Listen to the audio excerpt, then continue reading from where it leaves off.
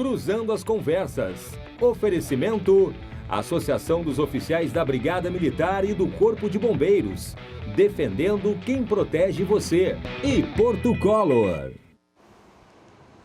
Boa noite, eu sou Guilherme Macalossi, você está acompanhando aqui na RDC mais uma edição do Cruzando as Conversas, o seu programa de análise e debates, sempre a partir das 22h15, logo após o Dois Toques. O nosso programa é um oferecimento da Associação dos Oficiais da Brigada Militar, defendendo quem protege você. E de Porto Color Soluções Gráficas. A Porto Color atende pelo WhatsApp e você pode ter os serviços da Porto Color na sua casa. Amanhã a RDC TV fará uma cobertura especial das eleições, uma série de entrevistas com os candidatos a prefeito e a vice-prefeito. A partir das 20 horas, em sequência, nós receberemos Miguel Rosseto, Ricardo Gomes, Manuela Dávila e Melo. É isso mesmo. Os candidatos a vice-prefeito e a prefeito vão fazer aqui uma série de entrevistas com jornalistas da casa e convidados.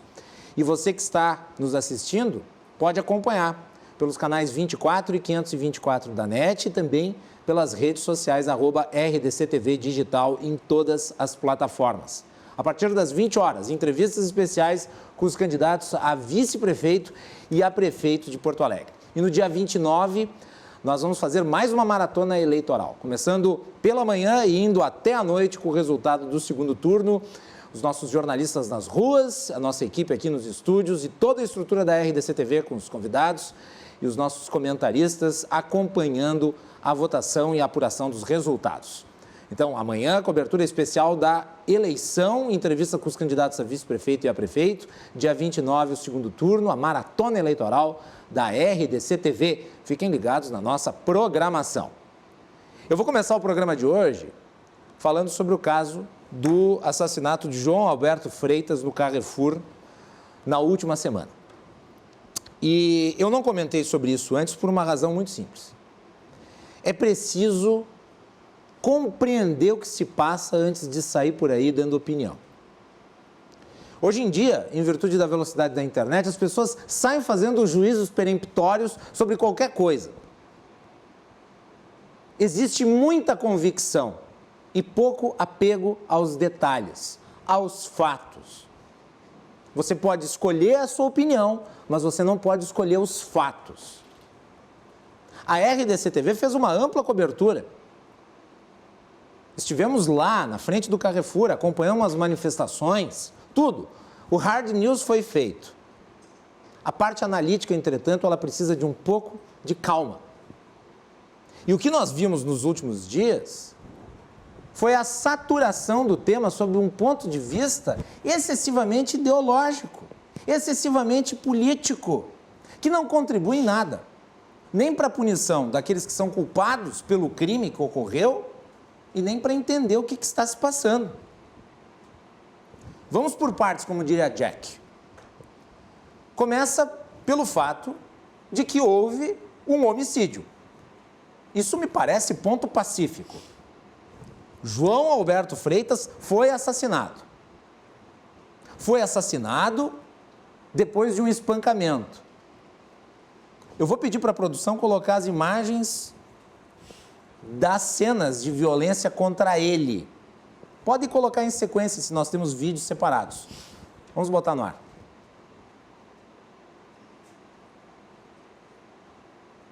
Essa cena girou o Brasil. Notem que existe ali claramente um excesso de violência.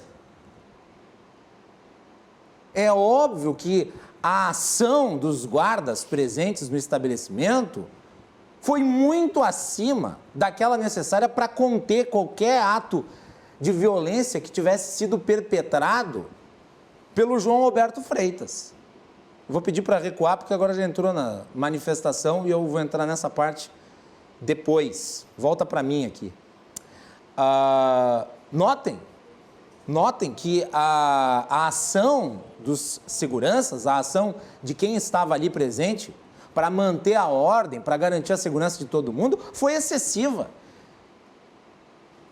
Ele já estava controlado, por assim dizer. Entretanto, A surra prosseguiu e ele acabou morrendo. Portanto, dolo ou dolo eventual, mas dolo. Dolo ou dolo eventual, mas dolo. Isso é indiscutível. E o fato de o João Alberto Freitas ter começado, ou seja, ele ter desfechado o primeiro soco em um dos seguranças, não justifica, porque foi absolutamente desproporcional. Foi absolutamente desproporcional. Você não revida um soco assassinando a pessoa. Ainda mais quando você está na posição de ser um segurança. Você tem que saber fazer o trabalho. E você vai lidar com elementos que muitas vezes são elementos também violentos. Então, a violência ela tem que ser proporcional. E naquelas imagens, tudo que nós vimos é desproporcional. O chão estava completamente tomado de sangue. E os esforços para tentar reavivar o cidadão foram inúteis. Vejam quantos socos são desferidos em seu rosto em poucos segundos. É óbvio que os danos oriundos disso são graves. O Carrefour contratou uma empresa para fazer a segurança do estabelecimento, a Vector. E daí nós vamos para a segunda etapa. A responsabilidade do serviço prestado. É óbvio que tem que se apurar a autoria. É óbvio que tem que se estabelecer um parâmetro para a contratação de empresas de segurança. E o Carrefour, em tempo, fez o que era adequado, rompeu o contrato. O Carrefour se manifestou. E se manifestou corretamente. Agora nós vamos trazer aqui o elemento polêmico, a questão racial. Porque esse fato criminoso, ninguém nega que houve um crime, se deu exatamente na Semana da Consciência Negra. Com isso, ganha uma força imagética muito poderosa. Muito poderosa. Notem que se trata de um crime, e o João Alberto Freitas era negro, ocorrido exatamente na Semana da Consciência Negra, no Dia da Consciência Negra, para ser mais exato. É claro que isso gera um estorpor generalizado. Agora, a pergunta que fica é a seguinte: foi um crime de natureza racial? Tudo o que foi falado no dia levava à conclusão de que se tratava de um crime de natureza racial, mas não me parece ser o caso. Não me parece ser o caso. É óbvio, existe racismo no Brasil, como existe em qualquer lugar do mundo. O racismo é, infelizmente, uma realidade que precisa ser continuamente combatida. Existe aqui, existe nos Estados Unidos, em cada país de uma maneira. Aqui ele é mais sutil, ele não é tão descarado quanto nos Estados Unidos, pela construção do país. São países de naturezas distintas. De modo que falar de racismo no Brasil não é importar a pauta do exterior, porque existe. O que não se pode fazer é importar uma situação ocorrida no exterior. O caso George Floyd. O caso George Floyd foi um caso de natureza racial. E gerado a partir da ação da polícia. Bom, não se trata da mesma situação, porque aqui os autores do crime não são da polícia. Um tinha sido policial durante um período de tempo, mas ele não era mais da força. Aqui, o crime foi cometido por agentes privados, terceirizados. E qual é o fato, além de João Alberto Freitas ser negro, para se atribuir a esse crime uma natureza racial? Nenhum. Nenhum. E isso precisa ficar claro. Sem deixar de lado o fato de que ocorreu um crime e que os responsáveis pelo crime devem ser punidos. Quando eu digo nenhum fato até agora, pode ser que surja amanhã. Ele pode ter sido injuriado, a se depender da investigação que vai se fazer. Agora, quem vai fazer essa investigação? É o Guilherme Macalossi? Não. É o Tribunal das Redes Sociais? Igualmente não. Não é ninguém a não ser a Justiça. tem que se aguardar a manifestação do Ministério Público. O Ministério Público tem que fazer a denúncia, o Ministério Público tem que apresentar as provas e a Justiça tem que fazer a análise. E daí vai se descobrir, de fato, se houve aqui um agravante racial. Se houve um agravante racial, então que a pena seja aplicada e que ela seja cumprida. Porque é isso que todos nós desejamos para assassinos e para racistas. Agora, nós não podemos colocar a carroça na frente dos bois. E pela pressão ideológica, a pressão narrativa, sair fazendo conjecturas baseado em nada.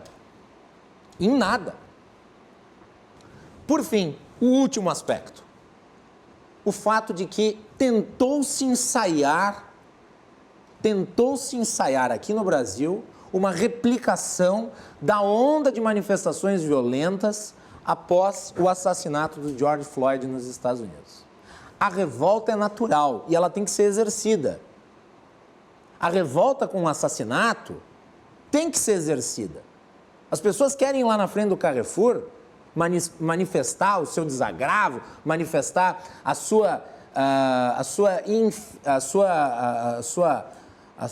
manifestar o seu sentimento de indignação, é óbvio, absolutamente correto.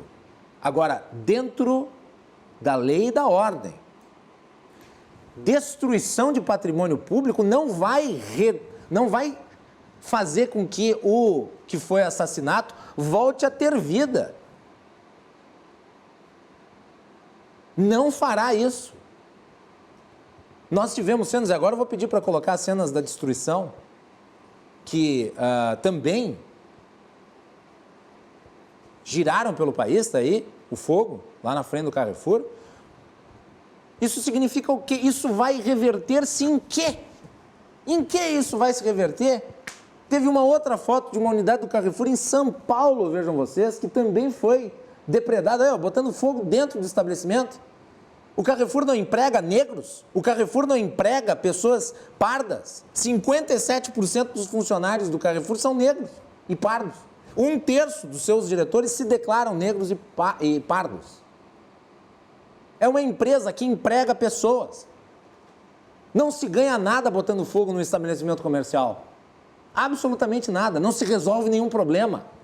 Aliás, tinha fotos de funcionários negros tentando apagar o fogo. Então, quer se transformar uma empresa como o Carrefour numa empresa racista?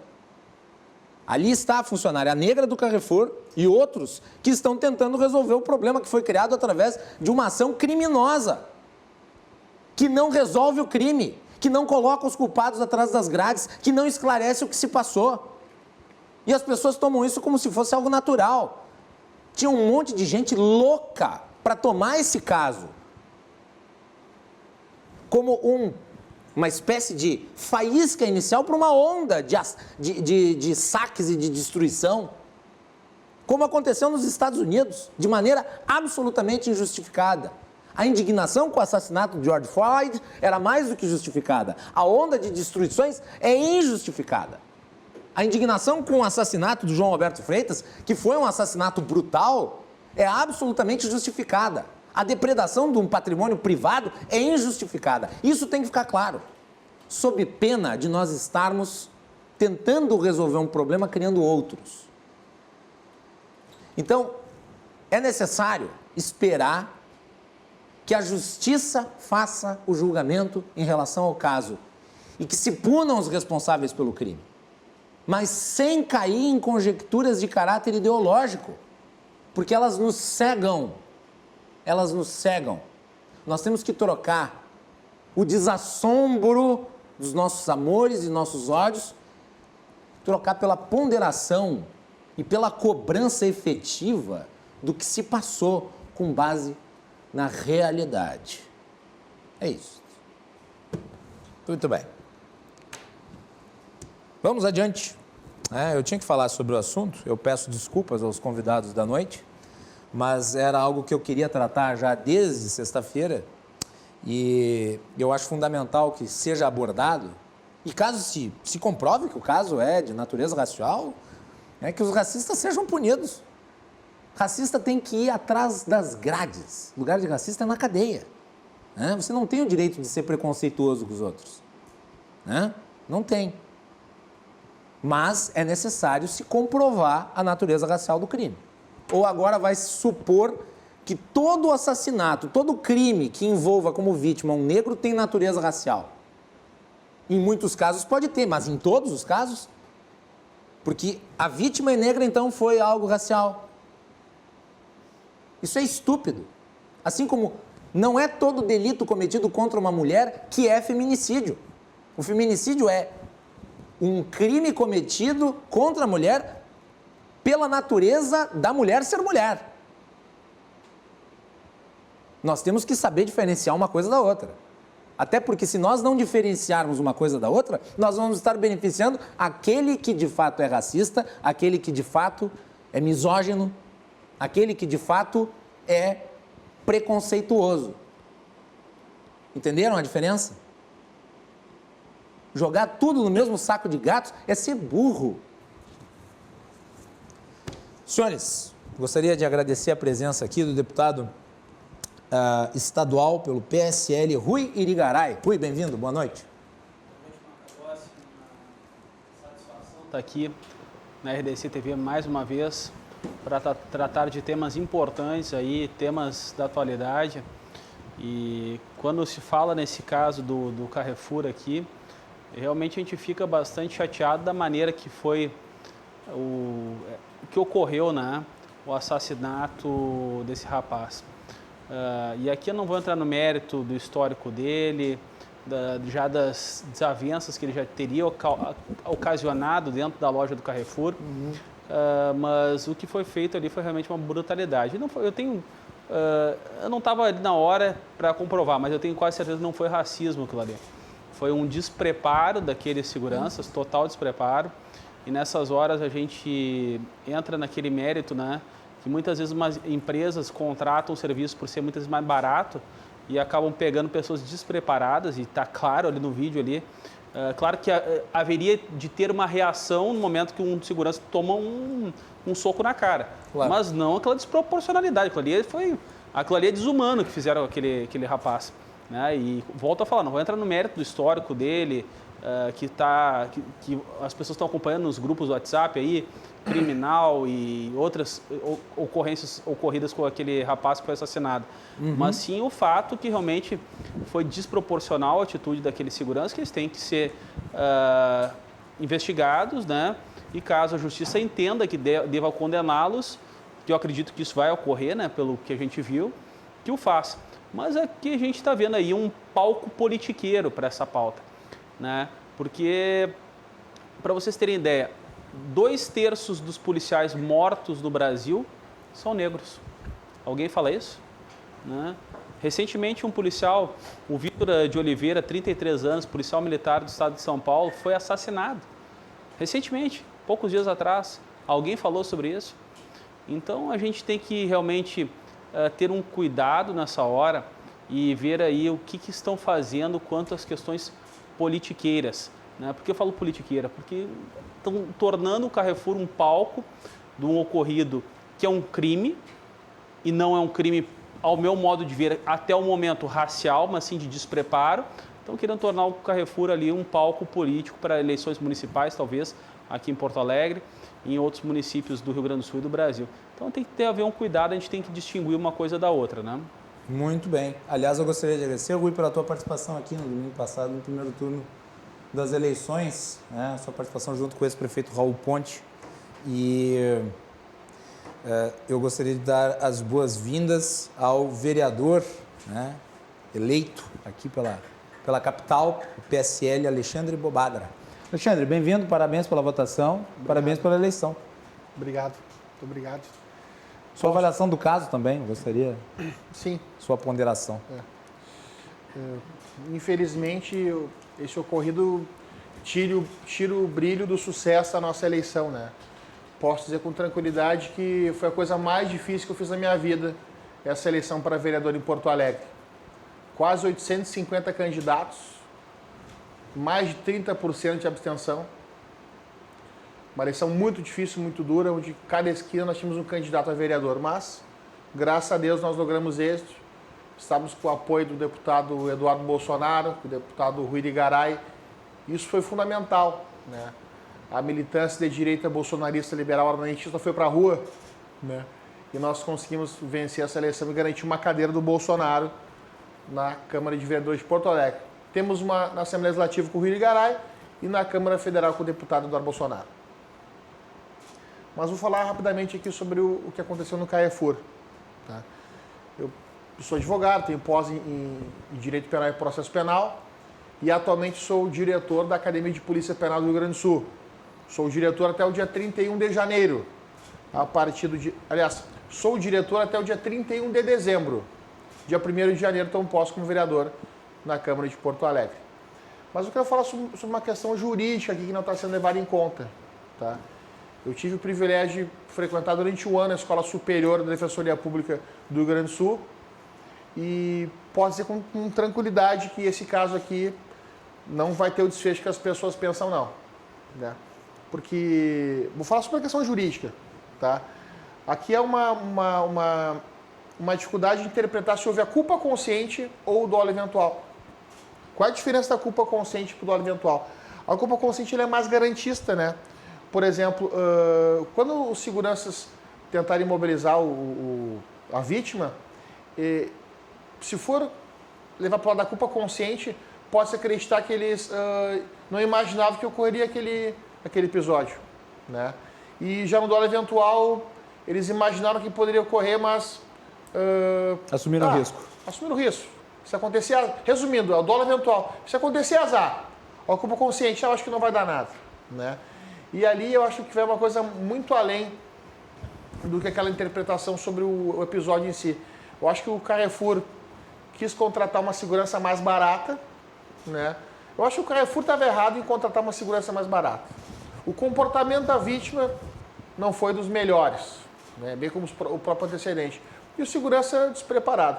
Injustiça ter sido reportado na imprensa que ele era policial militar. Ele foi policial militar temporário, né? Que é um preparo totalmente diferente. Eu fui policial militar e o meu curso foi em um ano, né?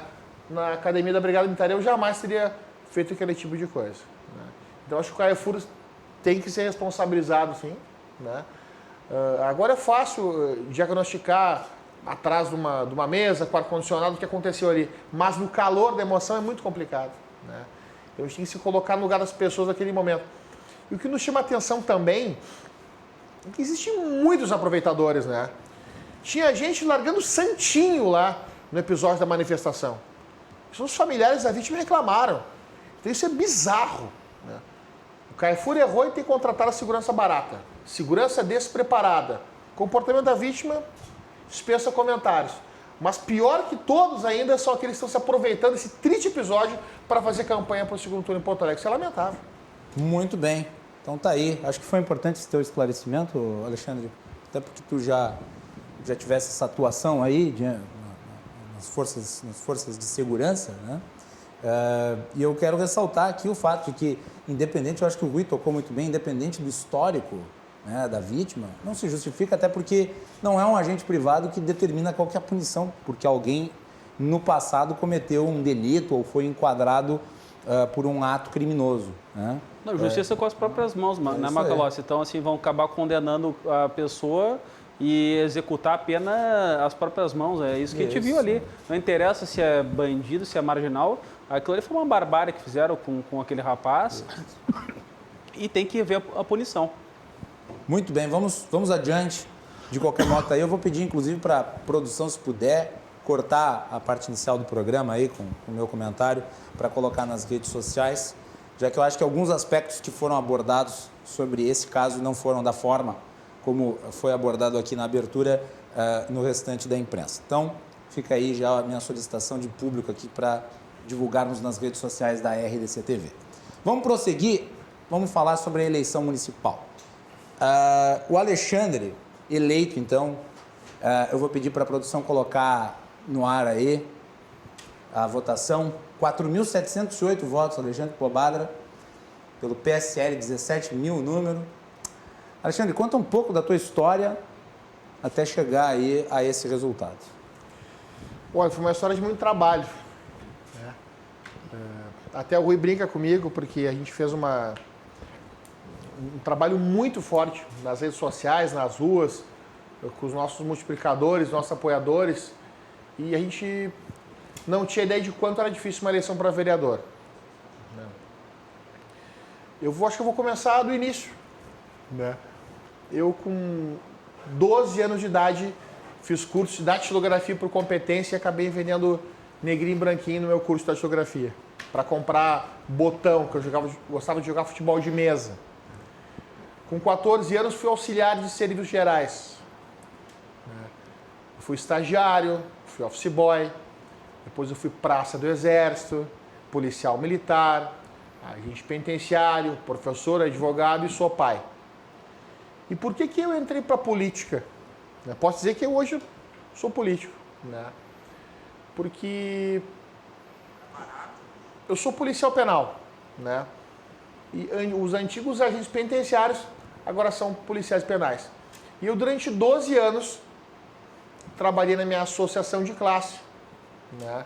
Lutando para garantir os direitos e prerrogativas dos policiais penais do Rio Grande do Sul, que são quase 7 mil servidores no estado do Rio Grande do Sul. Fiz parte do Bloco da Segurança. Então, posso dizer que hoje sou, sim, um dos poucos representantes da segurança pública na Câmara Municipal, representando aí os policiais militares, os policiais penais, os policiais civis, os bombeiros, os guardas municipais, os nossos amigos da FASE e do Instituto Geral de Perícia.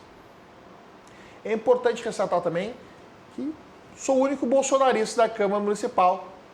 Né? E Mas tem gente que vai dizer que não, hein? Olha, quem tá junto com o Bolsonaro desde o começo é eu e o Irigaray. Né? Então a gente tem o ônus e o bônus por isso. Nós sabemos que a nossa Câmara de Vereadores agora elegeu 10 integrantes da esquerda, muitos até raivosos, né? E nós, com muita tranquilidade, através do diálogo, da conversa, vamos apresentar as nossas ideias, vamos combater a ideologia de gênero, né? Vamos levantar as bandeiras liberais, armamentistas, conversando com as pessoas, dialogando, trazendo elementos, dados, não através da violência, do enfrentamento, mas sim da conversa, né? E vamos quebrar paradigmas na Câmara de Vereadores de Porto Alegre. Também tenho a satisfação de representar ali a sociedade libanesa do Rio Grande do Sul na Câmara Municipal de Porto Alegre. E nós vamos enfrentar uma esquerda raivosa que vai trazer à baila essa questão do Carrefour, que de certa forma muitas vezes se vitimiza, né? E tenta nos segregar, nos separar. Isso é injusto, é incorreto. Né? Eu também quero dizer a vocês que o nosso gabinete está aberto para os bolsonaristas da região metropolitana do Rio Grande do Sul quiserem conversar conosco. Né? Eu quero reforçar aqui que o Irigaray me ajudou muito, foi incansável do meu lado. Nós concorremos juntos na última eleição para deputado estadual e federal. Ele fez mais de 102 mil votos. Né? Foi o segundo mais votado do estado. Percorremos em mais de 100 municípios, levantando as bandeiras do presidente Jair Bolsonaro. Eu consegui fazer na outra eleição 19.623 votos. Atualmente sou o segundo suplente na Câmara Federal. Mas o que eu posso dizer diferente da campanha de deputado para vereador, que a campanha de vereador em cada esquina tem um vereador. E nós fizemos aproximadamente 500 votos em cada jornal de Porto Alegre. E também nós entramos em alguns lugares da nossa cidade, parecia que nós estávamos no Iraque. Local sem infraestrutura nenhuma. Complicado. Esgoto a céu aberto, olha, coisas difíceis mesmo. E nós queremos fazer uma gestão pensando nas pessoas. Queremos que o jovem tenha oportunidade. Nós queremos colocar em prática as nossas ideias de campanha. Uma delas é o nosso gabinete móvel, onde nós queremos ir nos bairros da cidade de Porto Alegre, fazer a orientação vocacional para os nossos jovens. De que maneira? Encaminhar o jovem para o supletivo, ensinar ele a abrir uma empresa, encaminhar ele para a faculdade, a montar um currículo, a se comportar numa entrevista, a se preparar para um concurso público, a dar uma orientação para o jovem, porque o jovem muitas vezes está perdido. E esse jovem perdido está indo para a esquerda. A esquerda está captando essa gurizada. E nós queremos colocar eles no caminho do bem. Nós queremos que eles tenham oportunidade, que eles tenham solvência, que a sua vida tenha início, meio, enfim, possam fazer um planejamento das suas vidas. Esse é o nosso objetivo no nosso mandato na Câmara Municipal de Porto Alegre, entre outros. Muito bem. E eu gostaria da análise do Rui em relação ao resultado em Porto Alegre. Depois do segundo bloco, a gente fala especificamente do PSL estadual, até fazer uma análise e pegar aí um pouco do nacional, mas eu queria primeiro a análise do Rui em relação ao PSL em Porto Alegre. Rui, o resultado foi aquele que tu esperavas? Macalossi, o resultado foi realmente o que eu esperava quanto à eleição de um vereador do PSL. Infelizmente, o PSL assumiu o PSL em torno de 50 dias, né, a presidência estadual do partido, e muitas pessoas tinham expectativa de recursos, né, do tal do fundão eleitoral. E quem sabe a minha posição sabe que eu tenho um respeito quanto ao dinheiro público, né? Tenho respeito e tenho cuidado, né? Fui secretário de Estado e sempre cuidando com o que é do povo. E dinheiro não é como é que é quando a gente paga impostos, né? É imposto, né? Nós somos impostos a pagar esses tributos e as pessoas sabem o quanto custa isso. Isso aí vem agora esse dinheiro que se tornou o tal do fundão para campanhas eleitorais. E teve muito candidato que se baseou nisso aí para fazer política. E eu discordo totalmente. Política não se faz. O dinheiro, se vinha alguma coisa de partido, é o plus, é um extra.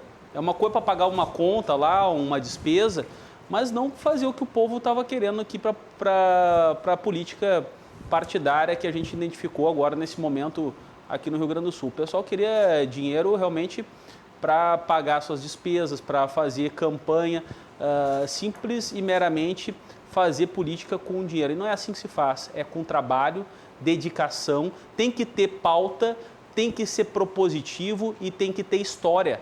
Não adianta querer fazer política contando com recursos partidários. Infelizmente, isso daí foi comprovado nas eleições municipais desse ano no Rio Grande do Sul e no Brasil.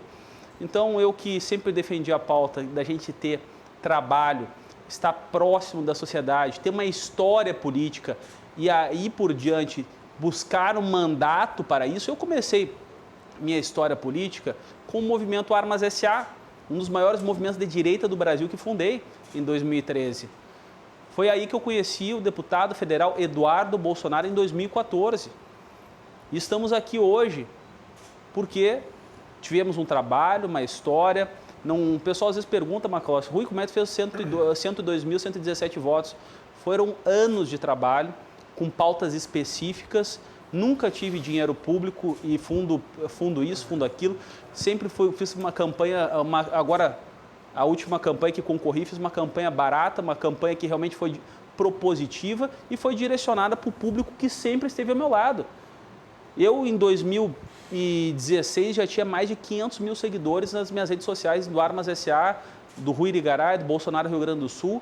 Mais de 500 mil pessoas ligadas ali. Na época nem se falava em rede social. Nós tínhamos um movimento nacional ali, já trabalhando, movimento da direita. Então, assim, a eleição municipal não teve para mim muitas surpresas.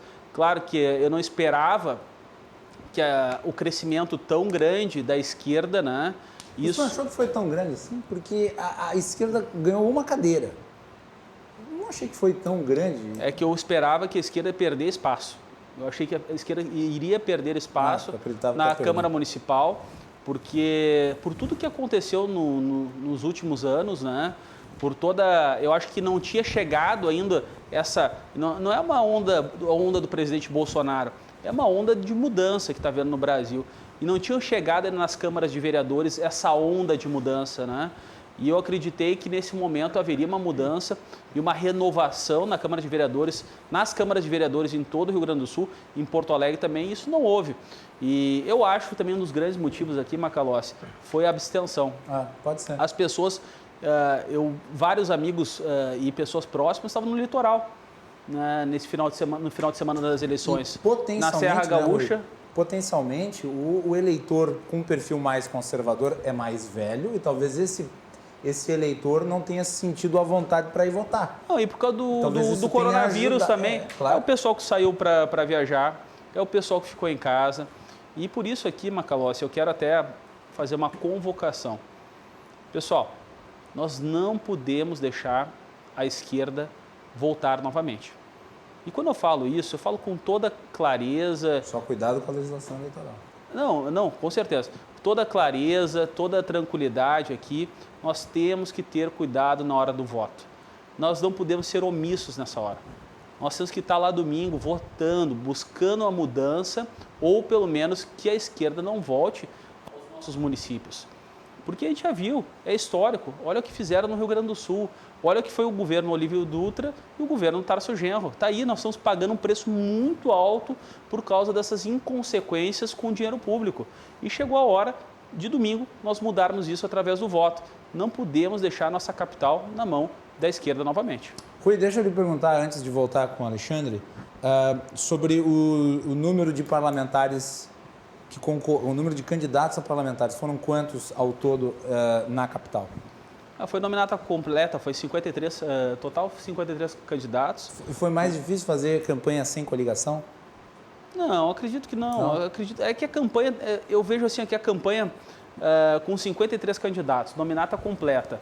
E as pessoas trabalhando, não foi fácil essa campanha. É uma campanha atípica, essa campanha eleitoral, porque aquele famoso corpo a corpo, né, que é muito típico da campanha à vereança, não pôde ocorrer da intensidade que se via antes. Porque o voto do vereador é aquele voto do conhecido, do bairro, dos amigos, das pessoas que a gente tem uma afinidade maior. O voto do deputado é um pouco diferente e majoritário ainda mais. Mas a gente viu aí, devido a essa mudança aí, devido ao coronavírus, se viu que é um momento diferente. Infelizmente, né, se refletiu nas urnas aí a esquerda aí realmente se fortalecendo na Câmara de Vereadores de Porto Alegre. É uma cadeira a mais? Mas eu particularmente não esperava que a esquerda continuaria com essa força toda na Câmara Municipal de Vereadores. Alexandre, tua impressão em relação à experiência? Tu falou que essa foi a coisa mais difícil que tu já fez. Foi mais difícil do que ser candidato a deputado federal? Foi. E tu reputas, em virtude desse contexto de pandemia, a dificuldade de encontrar com os eleitores, de ter um contato mais próximo? É isso que tu atribui? Um conjunto de fatores, né? Primeiro porque para deputado federal, se não me engano, eram 400 candidatos. Né? E agora tinha 830 só em Porto Alegre para vereador. Sim. Mais a questão da pandemia. Né?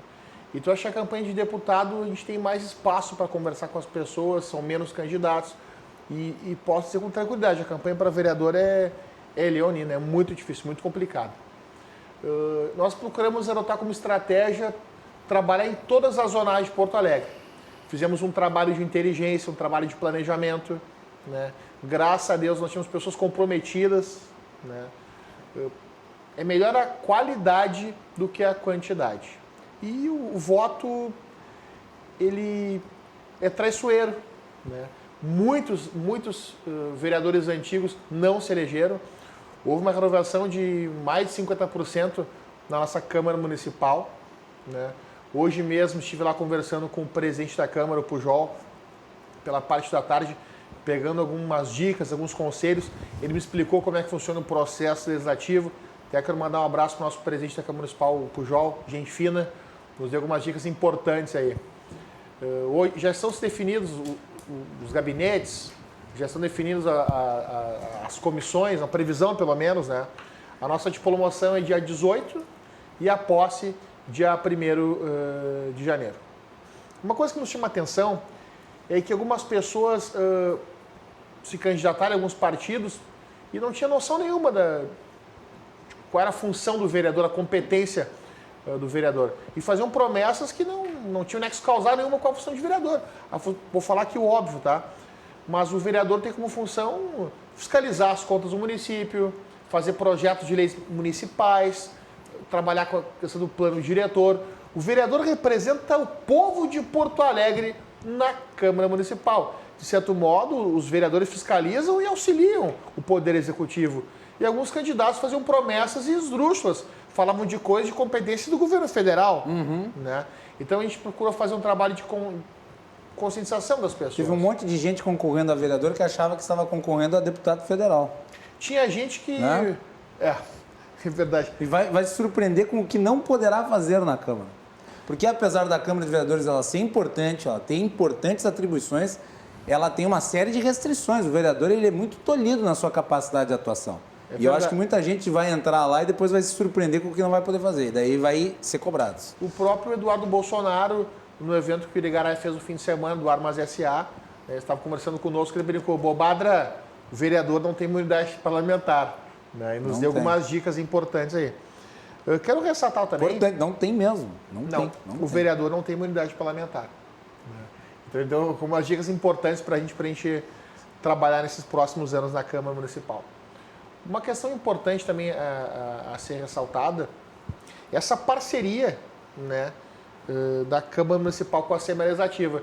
Se trouxerem demandas para nós que não forem da nossa competência, vamos levar para o deputado Rui Irigaray, vamos levar para o deputado Eduardo Bolsonaro, vamos trazer ideias, projetos, né? A gente procurou deixar o nosso telefone à disposição dos nossos eleitores, 9850-17 para quem quiser mandar uma dúvida, uma crítica, uma sugestão.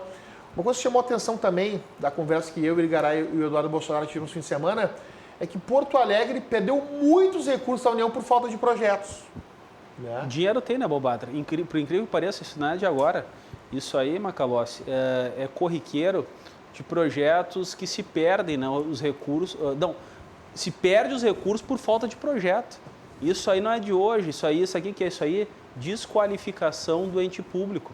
São pessoas que muitas vezes ocupam cargos e não têm qualificação e acaba se perdendo o recurso que o Bobadra falou muito bem, que a gente tem que fiscalizar. O Bobadra com o papel dele agora como vereador, eu como deputado estadual e também essa ligação direta com a presidência da República e com o deputado federal Eduardo Bolsonaro. Colocando aqui, Bobadra, só para somar com a tua colocação, Macalossi, eu quando concorria a deputado estadual, eu falava muito sobre uma pauta federal e uma pauta de deputado federal, que é a questão do armamento no Brasil. Né? Mas eu falava porque nós estávamos ligados diretamente ao deputado federal Eduardo Bolsonaro, ao senador Flávio e ao então candidato à presidência da República, Jair Messias Bolsonaro. Deu tudo certo. Tive a honra, né, de estar ao lado do presidente Bolsonaro e ser o principal conselheiro da presidência da República no tocante a armas de fogo no Brasil. Então, todas as mudanças que houveram quanto a decretos e portarias, nós tivemos aqui uma participação efetiva quanto a essas mudanças. Então, realmente é uma honra fazer isso aí, porque muitas, até deputados federais, senadores, né, não tiveram essa participação. E a gente teve, pela essa ligação direta com o deputado Eduardo Bolsonaro, que é sim minha principal liderança política, né, acima dele apenas o presidente Jair Messias Bolsonaro, e a gente acaba ali sugerindo, não digo aconselhar, né, quem sou eu para aconselhar o presidente Bolsonaro e o deputado Eduardo, fazendo sugestões, né, quanto às mudanças, por nosso conhecimento técnico, sou há 18 anos atirador, e a gente tem um grupo técnico ali de policiais civis, de delegados de polícia, agentes, pessoal dos CACs, dos clubes de tiro, que acabam somando esforços e fazendo sugestões, e nós acabamos enviando para a presidência da República, e através de decretos e portarias a gente consegue regulamentar da melhor forma a legislação existente. No caso, um trabalho de base. Um trabalho de base, mas aí, como indo em direção daquilo que vocês falaram, tem muita gente que é inconsequente, que acaba pautando as suas propostas com pautas que não vão conseguir cumprir, né, que não são atribuições delas. Isso daí eu vi também aqui quando eu fui candidato a deputado estadual, a gente via também isso aí. E aqui na vereança foi uma vergonha, Macalossi, que a gente via de candidatos aí prometendo coisa que enganando o povo. Charlatanismo puro, né? E também, aliás, eu quero aproveitar para dizer, candidatos ao executivo, dizendo que iam transformar a prefeitura, na realidade, num bastião de resistência ao governo federal. Quando nós sabemos que a relação entre os entes federados tem que se dar no limite da institucionalidade, gostando ou não de quem está no poder. Né? Isso é absolutamente contraproducente para a cidade. A cidade tem que ser uma cidade que esteja com uma boa relação institucional. Verdade, não precisa ser simpatizante, não precisa gostar, pode ser oposição, pode, né? Mas não pode transformar, né, querendo plasmar em 2020 o ambiente lá da legalidade, vamos transformar isso aqui num bastião de resistência. Isso é uma bobagem. Macalossi, eu acho que a tua colocação foi muito pertinente, Macalossi, porque nós não podemos fazer de Porto Alegre um palco eleitoral para votação para presidente de 2022. Nós vamos trabalhar pensando nas pessoas que moram em Porto Alegre, né? E fazendo um diagnóstico, depois eu, Irigaray e o Eduardo Bolsonaro, sobre as eleições, nós ficamos muito felizes, porque a nossa votação ela foi maior do que 4 candidatos a prefeito, né? Nós perdemos por pouco aí para o Gustavo Paim, né? Então a gente trabalhou muito duro, muito forte e estamos sim contentes com a nossa eleição na Câmara Municipal. Muito bem, nós vamos fazer um intervalo e na volta nós vamos falar do PSL aqui no Estado. Também o fato do PSL ter apoiado no primeiro turno o candidato Nelson Marquesan Júnior, prefeito da capital.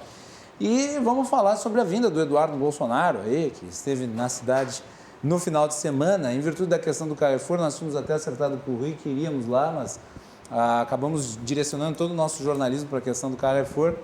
Às vezes as notícias do momento se impõem, e jornalismo é isso mesmo, mas vamos repercutir a vinda do deputado Eduardo Bolsonaro aqui na capital. Na sequência, você continua acompanhando o Cruzando as Conversas na RDC TV. Já voltamos.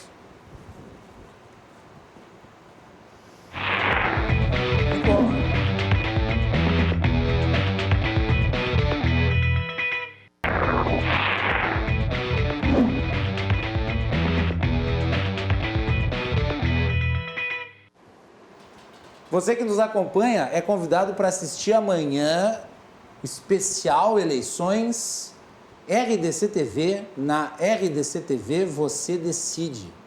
É isso aí. Entrevistas com os candidatos a vice-prefeito e a prefeito da capital. Nós vamos receber Miguel Rosseto, Ricardo Gomes, Sebastião Melo e Manuela Dávila, com os jornalistas da casa e convidados questionando eles sobre os seus projetos para a capital. Então fiquem ligados, amanhã a partir das 20 horas, amanhã não tem nem o programa do Rogério e nem o programa do Cadu. Amanhã nós vamos fazer o especial das eleições, o Rogério e o Cadu voltam na quarta-feira, normalmente nos seus respectivos horários. O Cruzando as Conversas também não haverá Cruzando as Conversas amanhã. Amanhã é o nosso especial com os entrevistados que compõem aí as duas candidaturas à capital. Então fiquem ligados a partir das 20 horas. E no domingo, dia 29, a RDC TV faz mais uma maratona de manhã cedo até a noite com os resultados das eleições aqui na capital, nas principais cidades do Rio Grande do Sul. Fiquem ligados. RDC TV é a emissora onde você faz o seu voto. O nosso programa é um oferecimento da Associação dos Oficiais da Brigada Militar, defendendo quem protege você. E de Porto Color, soluções gráficas. A Porto Color atende pelo WhatsApp e você pode ter os serviços da Porto Color na sua casa. Na edição de hoje do nosso programa, estamos falando sobre o desempenho do PSL nas eleições de 2020. Aqui no estúdio, Rui Irigaray, que é presidente do PSL ainda, Rui? Presidente do PSL. Presidente do PSL. Estadual. E deputado estadual. E também o vereador eleito pela capital, Alexandre Bobadra.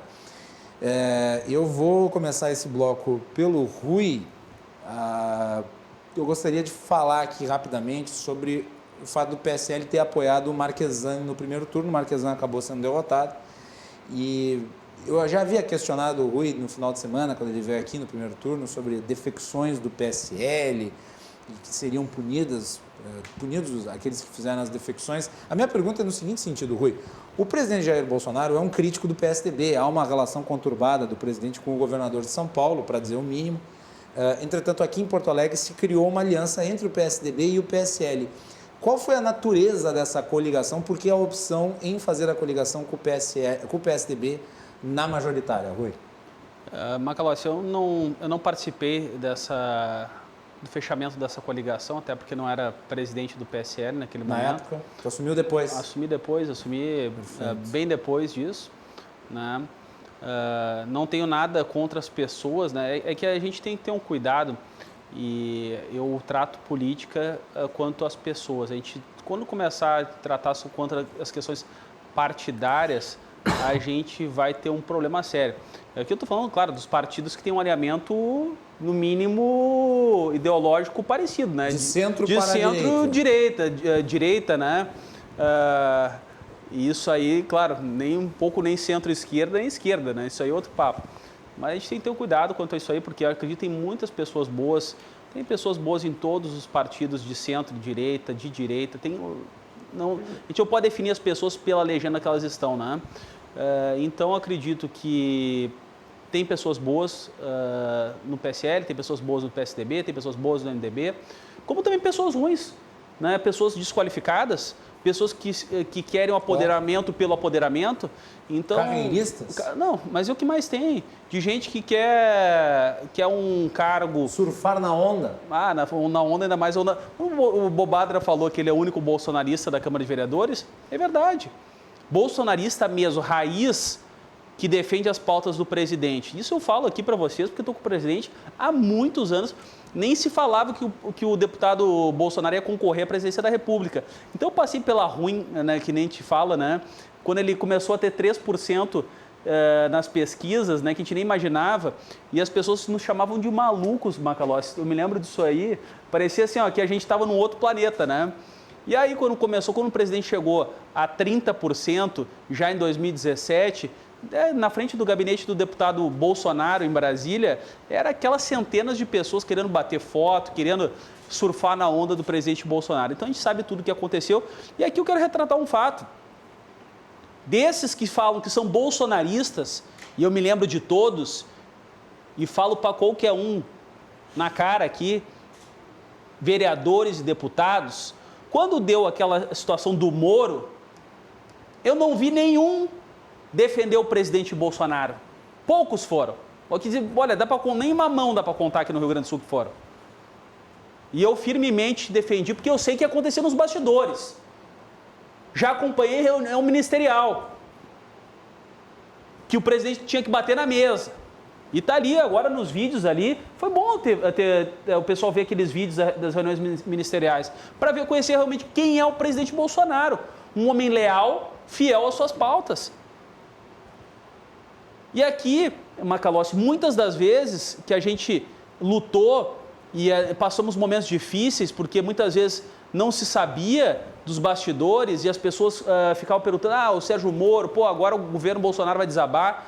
E a gente sabia que não era uma verdade isso. Esses tais que hoje se dizem bolsonaristas, que só querem surfar na onda, estavam lá quietinho. Eu vi desses que hoje falam que são bolsonaristas em eventos, quando o presidente Bolsonaro esteve aqui em Porto Alegre, muitas vezes baterem fotos e não divulgarem suas redes sociais. Por quê? Porque o momento era o momento, agora o Moro saiu do governo, agora vai desandar o governo. Então nós temos que ter um cuidado, nós temos que ver a história das pessoas. Então eu defendo as pessoas de direita, eu defendo aquelas pessoas que querem ajudar a mudar o Brasil, mas eu também tenho uma coisa, Macalossi, lealdade e fidelidade para mim vale mais que qualquer coisa na vida de um ser humano. A gente tem que ser leal, não é só na hora boa. É que nem a família, nós não temos, na família não tem só a hora boa. Nós temos a hora dos conflitos familiares, e não é por isso que a gente acaba, muitas vezes, largando filho, mulher, família, pai, mãe. Não, é natural os conflitos. Mas a gente tem que ver o que é melhor para o Brasil e entender que nós passamos por 2 anos muito difíceis e o presidente Bolsonaro foi um homem, realmente um verdadeiro guerreiro, um verdadeiro líder nessas horas. Porque na hora da guerra e na batalha que a gente vê quem são os verdadeiros líderes, né, Macalossi? Muito bem. Deixa eu perguntar, aproveitando, Rui, antes de passar para o Alexandre, no final de semana nós tivemos, na sexta-feira nós tivemos aqui a presença do deputado Eduardo Bolsonaro. O que o trouxe aqui à capital dessa vez? Macalossi, mais uma vez eu convidei o deputado Eduardo para estar junto conosco e dessa vez no Fórum Armas S.A., maior evento armamentista do Brasil, que todos os anos a gente faz, né? E já é o 4º ano que o deputado Eduardo Bolsonaro vem ao Rio Grande do Sul participar do Fórum Armas S.A., né, como convidado especial. Ele que é o patrônomo do Armas S.A., né? Eu sou fundador e o deputado Eduardo é o patrono do Armas S.A., e foi um evento belíssimo, né? Tivemos 3 eventos, 3 etapas, né? Um pela manhã, no Clube Coesp, do lado da Secretaria de Segurança Pública ali. Tivemos ao meio-dia um almoço com autoridades, com as autoridades mais representativas que representavam os poderes, os 3 poderes do estado do Rio Grande do Sul ali, onde tínhamos ali o Procurador-Geral de Justiça, Dr. Fabiano Dallazem, Procurador-Geral do Estado, Eduardo Cunha, secretário Otomar Vivian, chefe da Casa Civil representando o governador Eduardo Leite, né? O deputado Frederico Antunes representando a liderança do governo na Assembleia Legislativa, Hernani Polo como presidente da Assembleia. Então tivemos ali várias autoridades, o comandante militar do Sul esteve ali, delegado Solon, Polícia Federal, representando a Polícia Federal, a Cláudia do Ibama, então várias autoridades.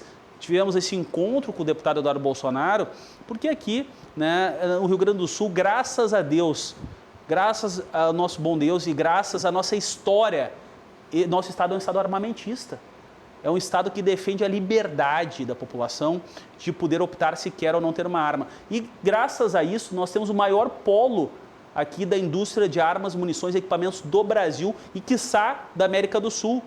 Aqui temos grandes indústrias, nós temos aqui a Taurus, que é a quarta maior indústria do mundo, nós temos aqui a CBC, nós temos aqui a Boito, nós temos aqui a Rossi, a Springfield Armor, uma das maiores do mundo do setor de armas, que tive a honra de trazer para o Brasil, junto com o senador Flávio Bolsonaro, e veio para o Rio Grande do Sul, está pronta a indústria, tá? Nos próximos meses, se Deus quiser, está funcionando.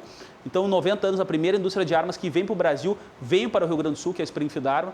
Então, aqui nós temos a honra de ter essa diversidade de empresas do setor, e o deputado Eduardo Bolsonaro vem brindar aqui o Fórum Armas S.A., nesse grande evento, sexta-feira, agenda lotada, os eventos com muitas pessoas, claro, respeitando as regras de segurança aí, para ninguém aí não ter nenhum tipo de surto do coronavírus aí, mas foi muito importante essa pauta.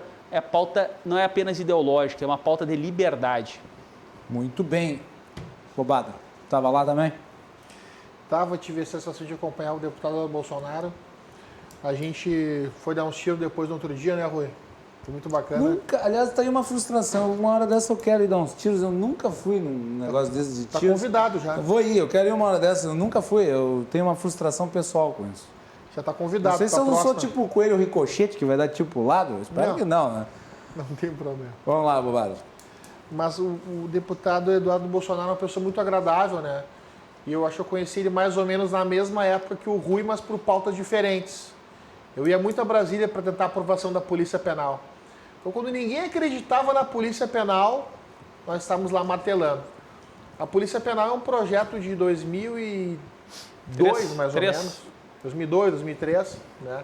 Um projeto de mais de 15 anos que a família Bolsonaro se comprometeu conosco e ajudou aí mais de 85 mil policiais penais no Brasil com a transformação da carreira dos agentes penitenciários em Polícia Penal. Então, quando poucos acreditavam na Polícia Penal, nós estávamos juntos. Quando poucos acreditavam no Bolsonaro, nós também estávamos juntos. Então, isso uniu eu e o Rui, fizemos essa parceria, essa amizade bem bacana aí. E estamos aí defendendo as bandeiras do nosso presidente Jair Bolsonaro. Quero trazer um fato importante para vocês, que com muita humildade a gente tem que trazer, mas nós somos o primeiro vereador eleito da história do PSL em Porto Alegre.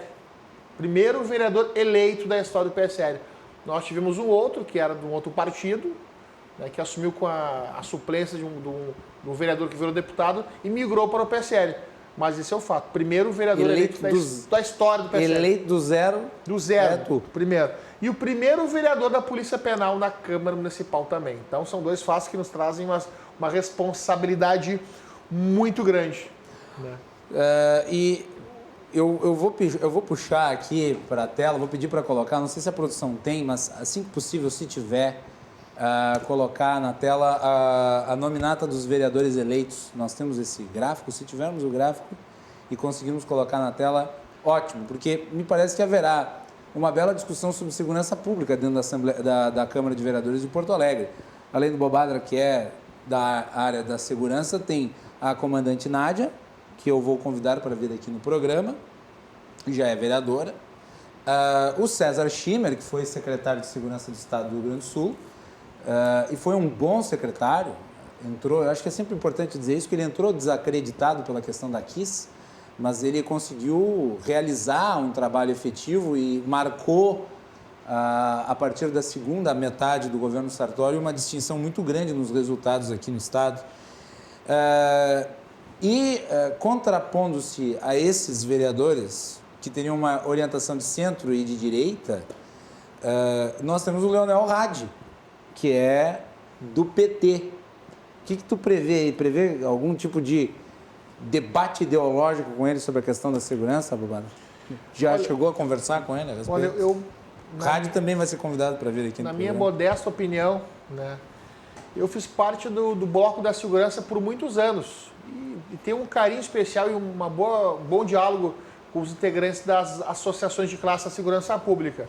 O Santelano, da SSTBM, o Lucas da Banff, o Ortiz da UGILM, o pessoal do Simpol, o pessoal da Asberg, que é a Associação dos Bombeiros.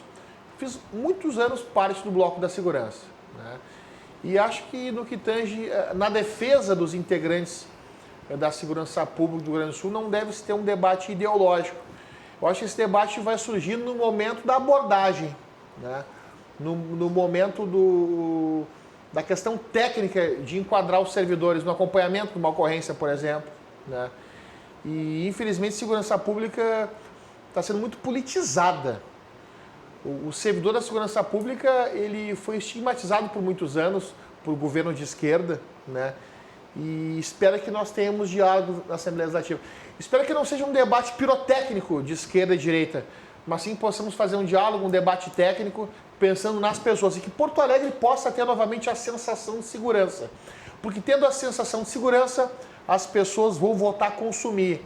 Voltando a consumir vai gerar tributo. Esse tributo vai ser investido depois em saúde, educação, segurança e programas de desenvolvimento. Vamos botar na tela, então, para o nosso público de novo, a composição da Câmara de Vereadores está aí. Leonel Hadi, portanto, do PT, ele é policial civil, se eu não me engano, né? Promete um debate interessante, né? Agora espero que realmente não seja um debate pirotécnico. Debates pirotécnicos não resultam efetivos para a sociedade, né? Então está ali então a composição da Câmara, mas dá para se dizer que de centro à direita, né, haverá uma bancada de segurança pública composta aí pelo Alexandre, também pelo vereador César Schiner e pela vereadora Nádia. E talvez tivesse até a presença do Ikeda, mas o Ikeda acabou ficando como suplente do PRL, né? PRTB, aliás, PRTB, na suplência da Fernanda Bart, que esteve aqui conosco também na semana passada. Obrigado aí à produção por ter colocado a composição da Câmara de Vereadores. Bonito esse gráfico aí, muito bacana. Ficou bonito, né? A nossa produção é caprichosa. Parabéns. Mas, obrigado. Macalossi, sabe Vai lá, que é deputados. interessante aqui falar sobre a questão da Polícia Penal, porque eu acompanhei de perto o Bobadra durante todos esses anos, e se hoje a Polícia Penal é uma realidade, muito foi da participação efetiva do Alexandre Bobadra. E esse reconhecimento, Bobadra, é público, feito pelo deputado Eduardo Bolsonaro, né? Porque a Polícia Penal estava lá desde 2003. No primeiro ano de governo Bolsonaro foi aprovado, virou pauta de governo, né? E o Bobadra é sempre um guerreiro leal, fiel às suas pautas e fiel ao nosso presidente Jair Messias Bolsonaro, né? E ele sempre estava em Brasília. Eu me lembro, Macalossi, que nós, acho que nos conhecemos lá em Brasília, né, Bobadra? Tu na luta pela Polícia Penal e eu pela luta sobre a pauta armamentista. E isso também acabou nos unindo. Então, é trabalho, Macalossi. E muita gente acha que é chegar na política, é aterrissar, não ter história, não ter trabalho e acha que vai se eleger. O povo não cai mais na vigarice. O povo hoje quer saber o que a gente fez. E outra coisa, reeleição, tu não precisa prometer nada. É só mostrar o que tu já fez no teu mandato. Esse papo de reeleição, assim, que eu vou ter que prometer, que não sei o que mais. Não, tem que mostrar o que fez. Até porque daí vai vir a pergunta, né? Por que não fez antes? 4 anos. Né? Não, eu vi candidatos, assim, ó, e teve candidatos que não se elegeram e que estavam na cadeira porque começaram a fazer promessa. Eu achava isso assim, tá, mostra o que tu fez. Pô, ficou 4 anos na cadeira, na vereança não tem que mostrar. Eu, no meu primeiro ano de mandato, aqui posso dizer que eu cumpri todas as minhas promessas de campanha. Alguns duvidavam, porque é pauta federal, não vai conseguir. Graças ao nosso presidente, graças ao deputado Eduardo, tive essa honra de trabalhar junto com eles.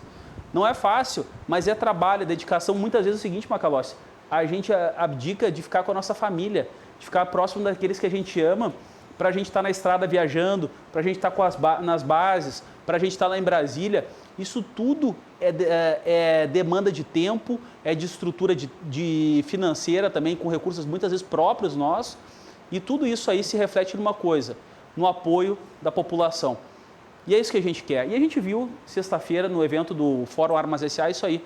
Sexta-feira de tarde, os eventos lotados de pessoas. Tinha gente, né? Tinha gente. Nossa. Pessoas vindo de todas as partes do estado do Rio Grande do Sul, numa sexta-feira de tarde, no horário de trabalho. Então, pessoal, tem que trabalhar. Eu vi as fotos, bem movimentado o evento mesmo. Então, realmente é trabalho, dedicação e pautas específicas que nos fazem hoje, nos fortalecem o nosso mandato. Deixa eu perguntar, Rui, em relação ao PSL no estado do Rio Grande do Sul, o desempenho do partido nas eleições. Não, o desempenho foi muito positivo, Macalossi. A gente tem hoje aqui 8 prefeitos eleitos no Rio Grande do Sul, 4 vices, 36 vereadores, tá? E estamos com uma disputa de um vice segundo turno na cidade de Santa Maria. Então, realmente... Santa Maria vocês compõem com o Pozobon. Com o Pozobon, né? Então, e tem grandes chances de vitória em Santa Maria. Então, a PSL se fortaleceu. Hoje temos vários eleitos do partido. O partido está se estruturando com pessoas qualificadas e sempre em busca do seguinte, ó, nós temos que ter pessoas de direita, pessoas que respeitam a família, pessoas conservadoras, e eu tenho uma visão bem clara, liberal na economia. Então, meu conservadorismo é nas questões familiares, dos costumes, mas temos que ser liberal na economia. Não podemos achar que o Estado não provém riqueza nenhuma. Tem gente que acha que o Estado... Sabe que esses dias eu estava escutando, Macalossi, que o pessoal, a esquerda está falando sobre os tetos de gastos, que é um absurdo ter teto de gasto. Eu disse assim, teto de gastos, tchê, teto de gasto é importante, vou deixar essa dívida para quem depois? Então, quer dizer, vamos endividar os municípios, vamos endividar os estados, e quem vai pagar essa conta depois, se não tiver teto? Deixa eu aproveitar. Agora foi colocado, né, em debate na Assembleia a PEC do teto de gasto estadual. Tu vai apoiar, presumo? E já estou apoiando, meu nome está lá. Já está? Tu já assinei a PEC dos gastos. Nós somos totalmente favoráveis, eu sou totalmente favorável a que se tenha um limite de gastos. A população tem que ter uma coisa, seu recurso que é pago em impostos tem que ter retorno, o Estado não pode se retroalimentar. Hoje o que acontece no Estado do Rio Grande do Sul, a máquina pública se retroalimenta. Tem que acabar com isso aí, tem que ter dinheiro para investir em infraestrutura, para investir nos hospitais, para investir na segurança pública, que é isso que interessa para a população. A gente tem que dar uma vida de qualidade para o povo gaúcho. Se paga tanto imposto, e o que o povo tem de retorno? É a pergunta que eu faço, o que o povo tem de retorno de tanto imposto que paga? Aliás, uma coisa que eu disse, e eu repeti, e vou repetir mais uma vez, é a seguinte. A lei do teto de gasto, que foi aprovada no governo Temer, e foi uma grande conquista do governo Temer, ela possibilitou que a taxa de juros caísse. Ao possibilitar que a taxa de juros caísse, possibilitou que o Estado gastasse menos com a sua dívida. Ao gastar menos com a sua dívida, o Estado deixou de gerar uma despesa. E ao fazer isso, ele criou fôlego fiscal. E daí, esse fôlego fiscal foi utilizado no momento que precisava para o auxílio emergencial, entre outras coisas. Portanto, não haveria dinheiro para o auxílio emergencial sem o fôlego fiscal da economia gerada pelo teto de gastos. Pouca gente fala sobre isso. Então, eu acho extremamente positivo que se apresente um projeto de teto de gastos para o Estado do Rio Grande do Sul, e eu acho, e aqui eu vou dar uma sugestão de pauta para o Alexandre, que agora é vereador, que se apresente uma versão municipal para Porto Alegre. O que tu achas, Alexandre? Acho que cabe, hein? Primeiro, eu quero mandar um abraço muito especial para os meus colegas da Polícia Penal, da nossa Academia de Polícia Penal do Rio Grande do Sul. Dia 14 verá a transmissão de cargo, a passagem de comando, né? Os colegas estão mandando mensagem, estão nos assistindo aqui em todo o Rio Grande do Sul. Um abraço a todos, obrigado pela audiência. Nós entendemos que cada um tem que atuar na sua área, né? E essa semana houve mais ou menos a previsão das comissões e nós temos a previsão de estar na Comissão de Segurança e Direitos Humanos, né? Não quero dar uma de Bolsonaro aqui, mas queremos o Bolsonaro, economia com o Guedes, né? Então, a gente vai se aprofundar agora, após o segundo turno, das questões da prefeitura, dos projetos finalizados, projetos em andamento, né? Eu acho que a gente vai ter mais tranquilidade aí, daqui uns 30 dias, para poder falar sobre as questões financeiras da prefeitura, para a gente se apropriar mais, para falar com convicção sobre esse assunto tão importante. É justo. E eu não vejo mal que vereadores e parlamentares se dediquem a temas específicos, porque a natureza do trabalho legislativo é essa, nem todo mundo é especialista em tudo. Porque quem representa todo mundo não representa ninguém, né? E nós temos as nossas bandeiras. E brincando, Rui, já fazem 7 anos que a gente se conhece, né? Mas fica a sugestão da PEC do teto de gasto municipal, que eu acho que é importante. Pode continuar, desculpe. Ok. Não, brincando, já fazem 7 anos aí que eu conheço o Yuri Garay, né? E ele tem alguma qualidade que alguns não entenderam ainda. Ele coloca uma coisa na cabeça dele e vai até... Quem imaginou que anos atrás alguém receberia, por exemplo, um fuzil pelo correio, né, Rui? Então, hoje, a questão armamentista, ela gera muito emprego, ela gera tributo. A gente quer mandar um abraço muito especial para os nossos amigos do Clube de Tiro aí de Porto Alegre e da região metropolitana, né, que nos apoiaram muito aí nessas eleições municipais. Muito bem. Um último tema relativo ao PSL, Rui. O partido aqui no Rio Grande do Sul, como é que se projeta agora a partir desse resultado? Nós sabemos que houve uma série de atritos aí no PSL, uma divisão. Isso está sendo sanado e há uma expectativa em relação ao destino político do presidente da República, que não anunciou ainda para qual partido irá.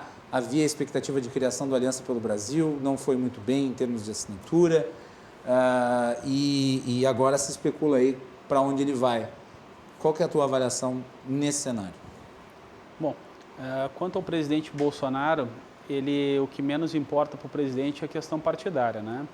Tem muita gente que quer colar no partido do presidente só para ir naquela situação que a gente falou anteriormente, na onda, né? Então, o presidente Bolsonaro, ele sempre falou, eu preciso de um número para concorrer. E realmente ele vai buscar isso. Então, da nossa parte, eu tenho total tranquilidade, né? Inclusive o deputado Eduardo, né, nós estávamos falando, né, e ele mais uma vez reiterou, né, Rui, o partido que tu tiver, nós vamos estar sempre contigo.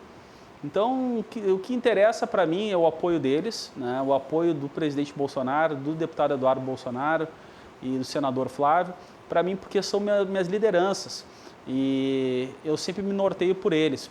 Então, eu acredito que nos próximos meses vai ter uma definição para qual partido que o presidente vá, e aonde ele for e aonde ele estiver, pode ter certeza que nós vamos estar apoiando ele.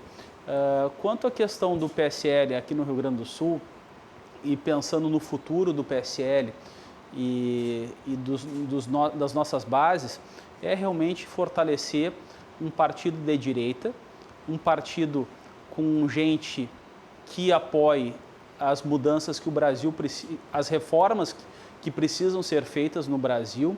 Entendam que nós pensamos em um Estado enxuto, um Estado qualificado e um Estado que realmente seja eficiente.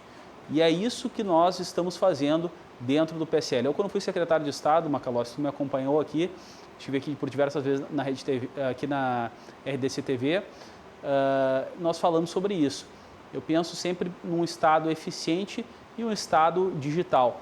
E é isso que o presidente Bolsonaro tem feito no governo federal, é isso que eu fiz aqui enquanto secretário de Estado, e é isso que nós vamos fazer no PSL aqui no Rio Grande do Sul.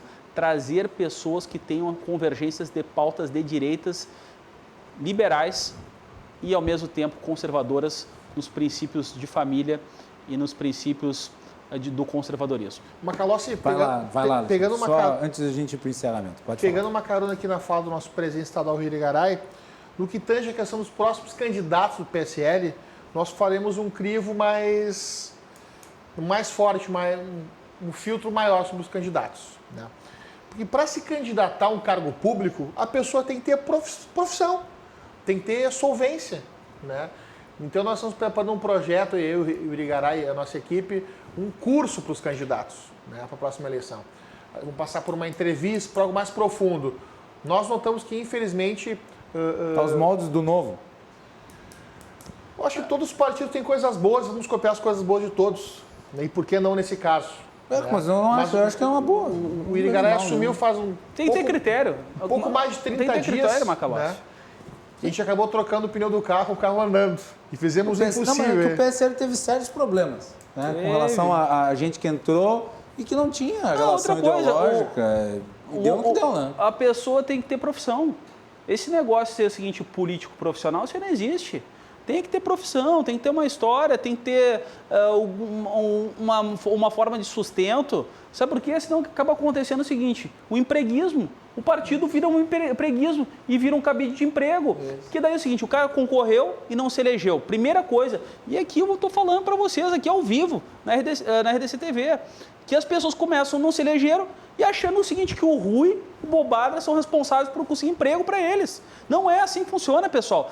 A política um verdadeiro político é aquele que tem profissão e é o servir à sociedade. E não tem que buscar no PSL ou em outros partidos um local para realmente se locopetrarem, de achar o seguinte, não, agora eu vou trabalhar, agora estou empregado, concorri, não me elegi, não, agora eu consigo um CC para mim. E não é assim que nós vamos lidar aqui, não. Nós temos responsabilidade. Eu sou contra o carguismo. Eu sempre falei isso aí publicamente, sou contra o carguismo e eu acho o seguinte, tem que ter critérios para ocupar cargos de comissão, os CCs, senão vira uma folia. Alexandre, complete. Desculpe ter lhe interrompido de novo. Eu concordo em gênero, número e grau com o nosso presidente estadual, o Rui Irigaray. Eu estou com a presidência municipal, né? E a gente enfrentou aí algumas dificuldades ao longo desse percurso, né? Porque faz mais ou menos 40 dias que o Rui assumiu o estadual e me convidou para assumir o municipal. E nós enfrentamos muitas dificuldades. E além de cuidar da minha campanha, também cuidei da campanha de mais de 50 candidatos. E graças a Deus conseguimos coeficiente para eleger pelo menos um vereador, né? E foi uma eleição muito difícil, muito dura. Eu sei que não sei se está nos momentos finais, mas eu quero agradecer os quase 5 mil porto-alegrenses que votaram na gente, que acreditaram no nosso trabalho e podem ter certeza, o nosso gabinete está aberto a todos vocês. Podem contar com a gente. Senhores, eu gostaria de agradecê-los pela participação hoje aqui no nosso programa e já antecipar o convite tanto para o Rui quanto para o Bobadra virem no final de semana. Rui esteve, o Bobadra também esteve junto antes de sacramentar o resultado, né? O Bobadra estava ainda na expectativa, porque demorou muito o resultado, enfim. Mas estão convidados os dois para virem aqui no final de semana participarem do nosso especial, nossa maratona eleitoral. A gente contata vocês ao longo da semana e daí a gente combina um horário para vocês virem aí. Mas eu vou deixá-los, portanto, por enquanto, com a última palavra. Bobadra, parabéns pela eleição. Obrigado. Obrigado. Vou reforçar aqui, então, mais uma vez o agradecimento para meus colegas da Segurança Pública. O nosso voto foi um voto muito importante para os colegas da Segurança Pública. Pela primeira vez o PSL elegeu um vereador em Porto Alegre.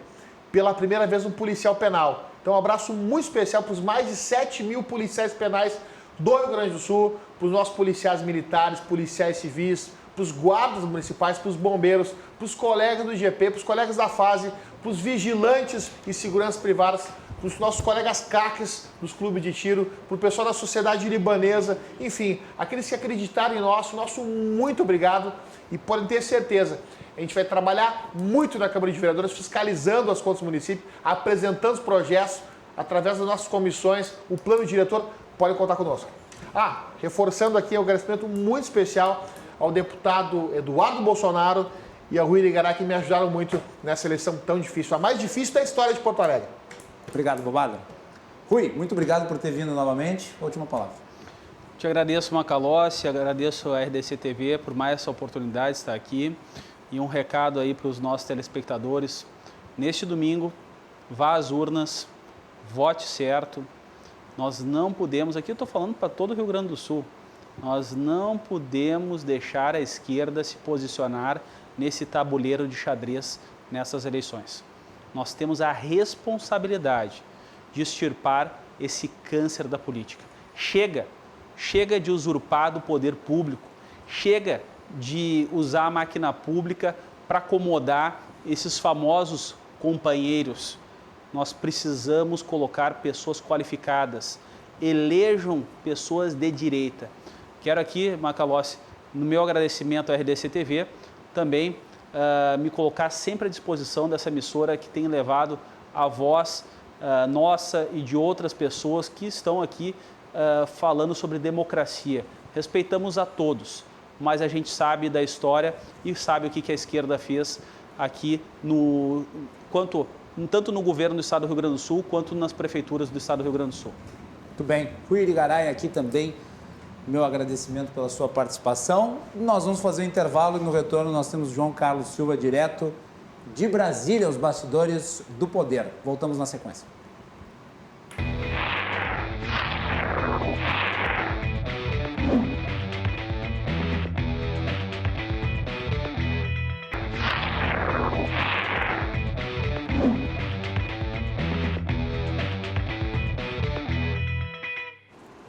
Último bloco do Cruzando as Conversas. Nessa noite de segunda-feira, você nos acompanha pelos canais 24 e 524 da Claro Net TV e pelas redes sociais @RDC-TV Digital em todas as plataformas. Amanhã, a RDC-TV realiza uma programação especial a partir das 20 horas. Uma série de entrevistas com os candidatos a vice-prefeito e a prefeito da capital. Nós vamos ter aqui nos estúdios Miguel Rosseto, Ricardo Gomes, Sebastião Melo e Manuela Dávila. Vamos falar sobre os projetos, os programas de governo. 4 sabatinas, uma em sequência da outra. Defina o seu voto aqui na RDC-TV. Na RDC-TV, você decide. O nosso programa volta na quarta-feira, no seu horário normal, assim como os programas do Rogério Amaral e também do Cadu Oliveira. Então, fiquem ligados. E no dia 29, a nossa maratona eleitoral de manhã cedo até a noite, a nossa programação completa voltada para a análise das eleições, o movimento dos eleitores, as votações, o resultado das urnas, a nossa equipe nas ruas e também os nossos comentários e os nossos convidados nos estúdios. Fiquem ligados, então, na programação especial RDC-TV Eleições 2020, amanhã a partir das 20 horas e no final de semana, no domingo, ao longo do dia. O Cruzando as Conversas é um oferecimento da Associação dos Oficiais da Brigada Militar, defendendo quem protege você. E de Portocolor, soluções gráficas. A Portocolor atende pelo WhatsApp e você pode ter os serviços da Portocolor na sua casa. No último bloco do nosso programa, a participação de João Carlos Silva, direto de Brasília. João, bem-vindo, boa noite. Como está o amigo? Boa noite, Marcelo, espectadores, tudo bem? Tudo tranquilo. João, vamos falar sobre o Bolsonaro e a reunião do G20. O presidente aproveitou a oportunidade para comentar o caso aqui do Carrefour e também ainda a questão ambiental. Como é que foi a repercussão da participação do presidente no encontro do G20? A participação do presidente da República na reunião, você viu que a mídia não perdoou. O presidente falou isso, falou aquilo, e tudo isso veio a refletir hoje, Macalossi, com relação a esses testes que estão no aeroporto em São Paulo. Produção, desculpe, João. Produção, pedi para cuidar que está havendo uma microfonia muito ruim aqui, está atrapalhando, não sei o que dá para fazer aí em termos técnicos, mas a microfonia no estúdio, acho que o público não está ouvindo, mas aqui no estúdio está ruim. João, pode continuar. E a questão desses testes que estão quase vencendo superou qualquer tipo de palavras e verbetes que o presidente da República tenha usado na reunião, certo? Sim.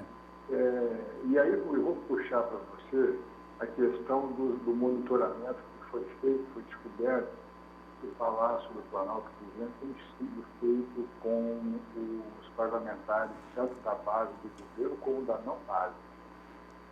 Hoje, eu estive no Palácio do Planalto e tinha um clima desarrumado, desajustado entre o general Ramos e o Vanguard, o homem da comunicação do presidente da República. E hoje ele foi ao Ministério junto com o Fábio Faria.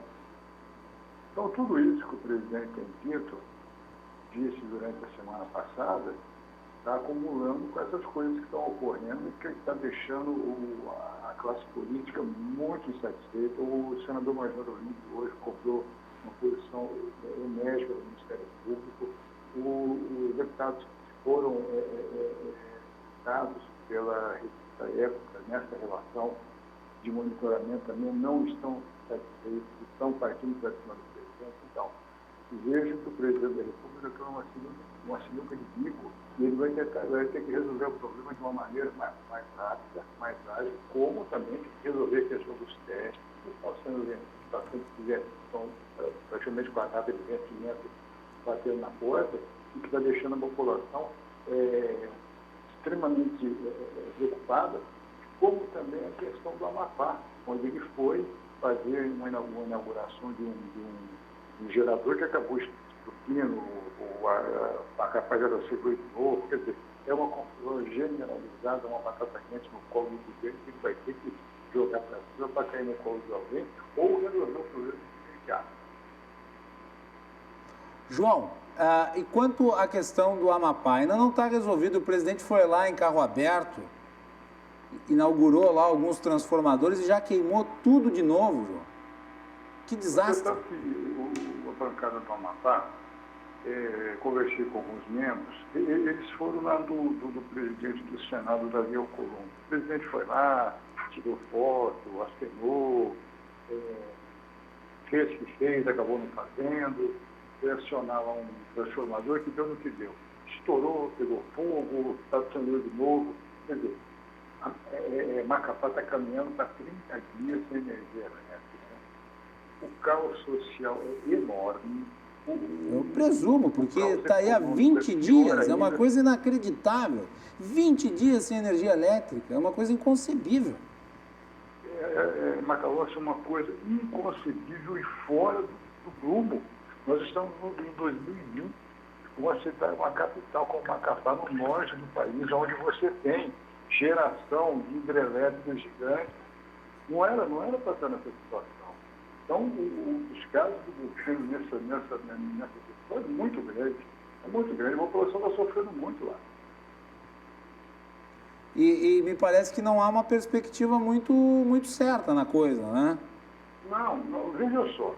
Você tem a pessoa que tem um pequeno comércio em Macapá, vamos lá numa padaria, tem um prejuízo de R$20 mil, uma época que nós estamos passando com essa pandemia, numa crise econômica gigante, emprego, o vírus atingindo todo mundo. Isso é muito ruim. Como que um comerciante vai querer acreditar em tempo recorde para suprir a necessidade de dinheiro que ele perdeu? Quer dizer, você queima máquinas, você queima aparelhos domésticos, você vai consertar como? Você não tem como mandar consertar, até porque não tem energia elétrica nas autorizadas, nas oficinas de reparo, para cuidar do serviço. Quer dizer, a cidade está isolada do mundo. Os prejuízos são incalculáveis. Calculáveis. E eles vão se somando a cada hora que passa e que não há energia. Quer dizer, estão ilhados, tecnologicamente ilhados. Quer dizer, uma coisa horrorosa. Pois é, Macalossi, o que assusta é o governo de braços cruzados assistindo. E detalhe, me assusta o fato de que a agência que regula a situação está inerte. E de repente isso pode acontecer em outros estados. Como é que a gente vai saber, né, João? Aliás, não sei se você acompanhou, teve aí um debate recente entre a classe política e setores do governo, onde foi perguntado ao ministro com relação a apagões em outras regiões brasileiras. Ele praticamente não disse se haveria ou não. Quer dizer, aquele ponto de interrogação que fica é uma coisa muito séria para a população brasileira. Você veja Macapá, os hospitais de Macapá recebem as pessoas, os doentes, do interior. Não tem energia. Não tem energia. Quer dizer, o hospital não tem nem gerador para fazer uma geração emergencial de energia elétrica. Quer dizer, isso é desumano. Os prejuízos serão duradouros, isso me parece inequívoco. Os prejuízos econômicos e sociais, né, João? Nós estamos em Brasília, você em Porto Alegre, Rio Grande do Sul. Você imagina ficar 2 horas sem energia elétrica, fazendo um plano. Os prejuízos já são enormes, imagina quase um mês. Foi o que dissemos na abertura ali, né? Inconcebível, não tem nem como se imaginar uma situação dessas. Bem, João, um último tópico. O presidente Jair Bolsonaro está falando sobre a filiação dele. Nós especulamos isso na semana passada. a possibilidade de ele se filiar num partido do Centrão. Ele disse que haveria uma nova opção no início de 2021, caso a legenda que ele tenta criar não seja formalizada, no caso, a Aliança pelo Brasil. Ainda tem algum tipo de esperança de que o Aliança se formalize? Eu acho que isso me parece carta fora do baralho. A situação da aliança é dificultosa para a sua criação. O presidente foi alertado sobre isso e o presidente já pensa em uma sigla. A sigla talvez seja o PT, o Partido Progressista, que ele retornaria. Mas no próprio PT há situações onde não aceitam o presidente da República. Porque o presidente vivia com filhos, com todo mundo. Quer dizer, aceitariam em tese o presidente da República, mas não seus filhos. Um outro detalhe, foi vazado um WhatsApp do deputado Márcio Lápis, do PSL do Rio de Janeiro, na semana passada, onde ele fazia cobranças enérgicas dos seus colegas de partido por conta dessa babação de ovo com o presidente da República. Tira foto, vai no jantar, vai no café, puxa saco dali, todo mundo foi derrotado nas eleições. O PSL do Rio de Janeiro por pouco não dissolve. No Rio de Janeiro e no resto do Brasil. Então, o presidente da República está pensando numa solução da mudança de partido. Agora, tem um detalhe. Se você for mudar de partido e escolher uma sigla, o presidente vai ter que levar um bolo grande para repartir os membros do partido. E está todo mundo satisfeito porque o governo não dá nada para ninguém. O resultado das eleições está aí, nós estamos acompanhando aí o segundo turno e a cobrança vai ser grande. O MDB, o PT, o DEM e o PSD vão bater na porta do presidente, pegar o bolo, fatiar para ele e talvez entregar para o presidente só faca. Porque o bolo fica todo mundo, para todos esses partidos. E a eleição da mesa da Câmara resolvendo um problema. Por quê? Porque a gente já vem dizendo isso já faz tempo. O deputado Rodrigo Maia é um candidato que discorda do governo federal. O deputado Arthur Lira colou muito no governo, virou muito governista e se preocupou muito com os deputados da Câmara. Então já está procurando uma outra alternativa. A outra alternativa, todo mundo está ciente, a gente está dizendo que faz isso, que é a Baleia Rossi do MDB. Até porque o presidente não assumiu compromisso nenhum com a MDB. O MDB assumiu o compromisso de votar os projetos na Câmara, os deputados de interesse do governo e da população brasileira. Mas não exigiu cargo nenhum. Vai ser o momento agora do MDB bater na porta e falar, somos o maior partido do Brasil e vamos querer presidente da Câmara. Simples assim. Muito bem. João, obrigado aí pelas informações de Brasília. João volta na quarta-feira, amanhã, a nossa programação especial aqui com os candidatos a prefeito de Porto Alegre. Agradeço sempre a participação do amigo e também obrigado pela revista dos vinhos aí que o João encaminhou pelo WhatsApp para mim antes do programa ir ao ar. E amanhã vai ser um outro pique de audiência fantástico em todo o Rio Grande do Sul pela RDC, comprometida com a democracia brasileira. Parabéns. Muito obrigado, João. Agradeço o amigo e nos falamos na quarta-feira. É isso aí. Um grande abraço. Uma boa noite. Muito bem, nós vamos ficando por aqui. O Cruzando as Conversas volta na quarta-feira, porque amanhã a nossa programação é especial. A partir das 8 horas, nós vamos sabatinar Miguel Rosseto, Ricardo Gomes, Manuela Dávila e Sebastião Melo, os nossos jornalistas aqui nos estúdios e os candidatos também. Fiquem ligados. Às 20 horas, na RDC TV, você decide. Boa noite e até mais.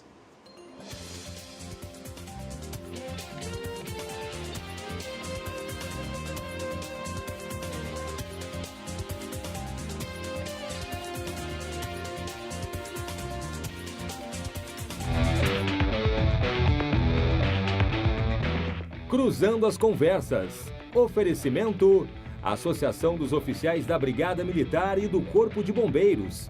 Defendendo quem protege você. E Porto Colo.